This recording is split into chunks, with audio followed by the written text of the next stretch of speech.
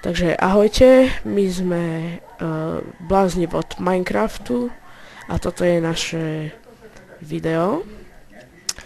Takže teraz vám idem ukázať vlastne trapku, ktorú sme robili. Nie je to náš vymysel, ale my sme ju zhotovili.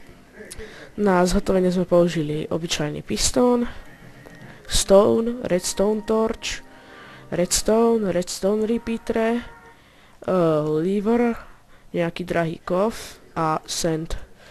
Takže ja vám teďka ukážem... Creeper. Dobre. Teďka vám ukážu vlastne, jak som to zapojil.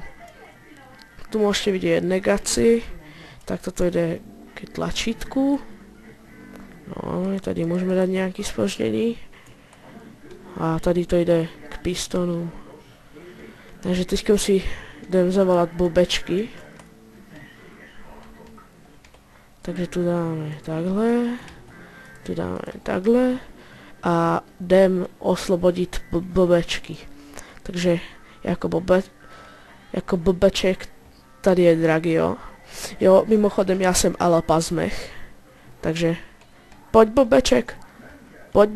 Poď. Tady ti otvorím dvere.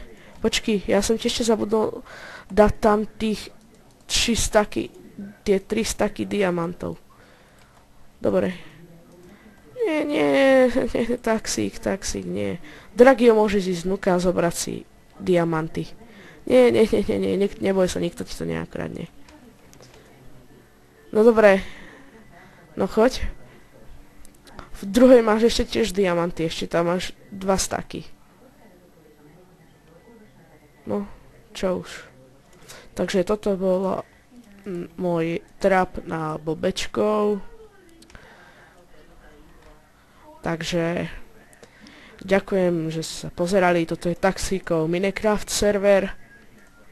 A ak by vás zaujímalo bližšie info, tak mi napíšte potom do komentárov. Môže napísať poprípade IPčku. No, ďakujem za pozornosť.